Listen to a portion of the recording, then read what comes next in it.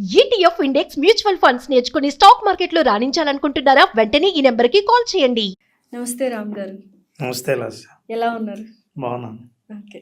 So యూజువల్గా students కానీ job తెచ్చుకోవాలి అనుకున్న వాళ్ళు కానీ మిడిల్ ఏజ్డ్ పీపుల్ ఏ ఏజ్తో సంబంధం లేకుండా ఇప్పటికీ కొంతమంది కన్ఫ్యూజ్డ్ మైండ్తో ఉంటారు. వాళ్ళని క్లారిటీ ఆఫ్ థాట్స్ వైపు తీసుకెళ్ళాలంటే విజువలైజేషన్ ఎలా ఉపయోగపడుతుంది? మంచి ప్రశ్న ఇది. ఇందులో నాకు చాలా ప్రశ్నలు కనిపిస్తున్నాయి. అసలు కన్ఫ్యూజన్ అంటే ఏంటో మనం అర్థం చేసుకుంటే దాన్ని క్లియర్ ఎలా చేయాలో అర్థం చేసుకోవచ్చు. అసలు కన్ఫ్యూజన్ అంటే అర్థం ఏంటంటే, చాలా సింపుల్ డెఫినేషన్ చెప్పాలంటే, కంటికి చాలా ఆప్షన్స్ కనిపించడమే కన్ఫ్యూజన్. అవును, ఆప్షన్స్ కనిపించడం కన్ఫ్యూజన్ కాదనుకుంటా.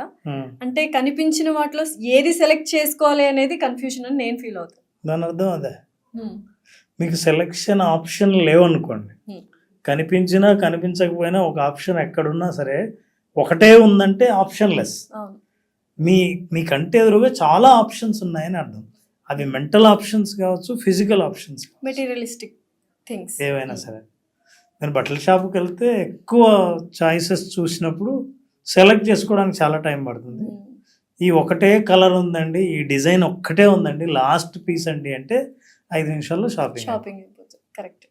సో కన్ఫ్యూజన్ అంటే అర్థం ఏంటంటే you have many more options.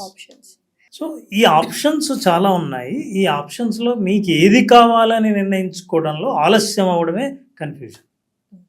Correct, అంతే. మరి ఏది కావాలో నిర్ణయించుకోలేదు ఎప్పుడు, ఏది నాకు ప్రయోజనమో, దేనివల్ల ఎక్కువ అడ్వాంటేజెస్సో నిర్ణయించుకోలేకపోవడమే కన్ఫ్యూజన్, ఆలస్యానికి కారణం.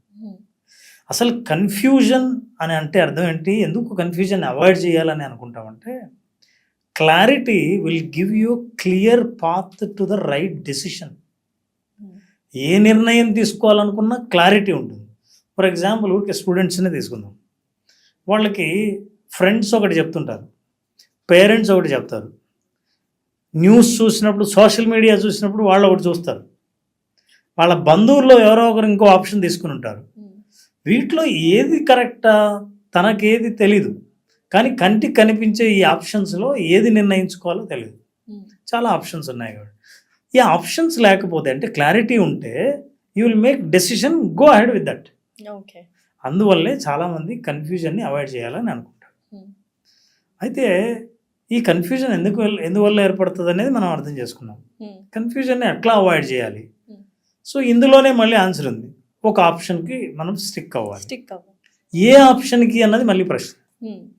సో ఏ ఆప్షన్ అయితే మనకు ఒకటే కనిపిస్తుందో, ఇదే నేను, నాకు రిలవెంట్ ఇదే, నాకు నచ్చినవి ఇందులోనే ఉన్నాయి, నా టాలెంట్కి కాంపిటెన్సీస్కు దగ్గరగా ఇదే ఉంది అని ఏదైతే అనిపించిందో దాన్ని మనం ఆప్షన్గా తీసుకుంటాం.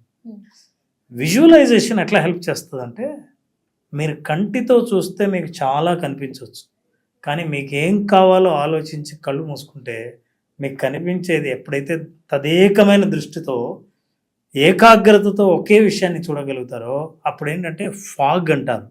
ఈ కన్ఫ్యూజన్ అనే ఫాగ్ మొత్తం వెళ్ళిపోయి విజన్ స్పష్టంగా కనిపిస్తుంది.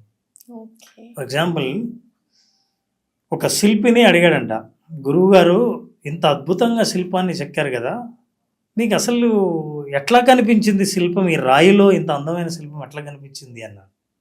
నాకేం కనిపించలే, కానీ వేస్ట్ ఏదేదో అంత తీసుకుంటూ వచ్చేసాను, మొత్తం వేస్టేజ్ తీస్తే అందులో శిల్పం కనిపించింది అన్నాడు.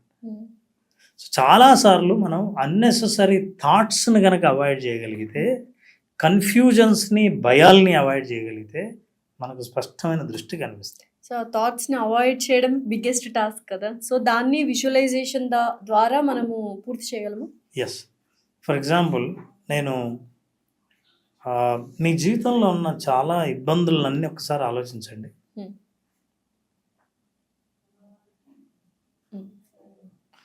మళ్ళీ కళ్ళు మూసుకోండి. ఫర్ ఎగ్జాంపుల్, మీరు సముద్రపు ఒడ్డున నడుచుకుంటూ వెళ్తున్నారు. నడుచుకుంటూ వెళ్తుంటే కాళ్ళకు చెప్పులు కూడా లేవు, పాదాల కింద మీకు సముద్రపు ఇసుక నలుగుతూ ఉంది. మెత్తగా ఆ ఇసుక కాలి కింద స్పర్శ మీకు స్పష్టంగా తెలుస్తుంది. నడుచుకుంటూ వెళ్ళి ఓ కొబ్బరి చెట్టు నీడలో కూర్చున్నాం. అక్కడి నుంచి సూర్యోదయం, సూర్యకిరణాలు నేరుగా మీ మీద పడుతున్నాయి లేలేతగా. శబ్దం, అలల శబ్దం వినిపిస్తుంది. సన్నటి చలి గాలి, ఆ గాలి శబ్దం కూడా వినిపిస్తుంది. అట్లాగే వెచ్చగా సూర్యరశ్మి మీ మీద పడుతుంది. మీ శరీరం ప్రశాంతంగా 5, 4, 3, 2, 1 ఓపెన్ యువర్ ఐస్. నేను చెప్తున్నప్పుడు మీకు కష్టాలు గుర్తొచ్చాయా, ఇబ్బందులు గుర్తొచ్చాయా, ఆప్షన్స్ గుర్తొచ్చాయా? ఏమీ లేదు. కళ్ళు మూసుకొని ఏదైనా ఒకదాన్ని విజువలైజ్ చేస్తే దృష్టి కేంద్రీకరించే అవకాశం చాలా ఉంది. కాబట్టి విజువలైజేషన్ ద్వారా అన్నెసెసరీ థాట్స్ని అవాయిడ్ చేసే అవకాశం ఉంది. కాబట్టి విజువలైజేషన్ మీకు క్లారిటీని ఇస్తుంది. అండ్ మీరు చెప్తున్నంతసేపు బ్రెయిన్ కానీ మైండ్ కానీ లైట్ వెయిట్ అవుతూ ఉంది. You will feel relaxed. పైగా మాకు మిగతా ఆలోచించే అవకాశమే లేదు. ఎందుకంటే ఒక దృశ్యాన్ని స్పష్టంగా బ్రెయిన్ ఊహించుకుంటున్నప్పుడు ఆ దృశ్యానికి సంబంధించిన అన్ని అంశాలని మీరు చూస్తున్నప్పుడు ఇక వేరే అవకాశం లేదు. సో పాజిటివ్ థాట్సే మనం విజువలైజ్ చేసుకుంటూ ఉంటే వేరేవి రావు అసలు. అసలు మీకు వేరేవి వచ్చినా వాటిని తొలగించడం ఎలాగో నేర్చుకుంటే చాలు. ఎందుకంటే రాకుండా ఉండడం అనేది చాలా కష్టం, కానీ దాన్ని అవాయిడ్ చేయడం నేర్చుకుంటే ఎప్పుడు వచ్చినా భయం లేదు. వర్షాన్ని ఆపలేం, కానీ గొడుగు దగ్గర ఉంటే ఎప్పుడు వచ్చినా వర్షం భయం లేదు. ఓకే. సో అట్లాగే కన్ఫ్యూజన్ అన్నది జీవితంలో ఒక భాగం. ఈ కన్ఫ్యూజన్ నుంచి బయటపడి ఒకదాని మీద దృష్టి కేంద్రీకరించే జ్ఞానాన్ని కలిగి ఉండడం చాలా గొప్ప వరం. అలాంటి అవకాశాన్ని, అలాంటి ప్రాక్టీస్ని కల్పించేది visualization, definitely, which you have experienced now. ETF index mutual funds నేర్చుకుని స్టాక్ మార్కెట్లో రాణించాలనుకుంటున్నారా? వెంటనే ఈ నెంబర్కి కాల్ చేయండి.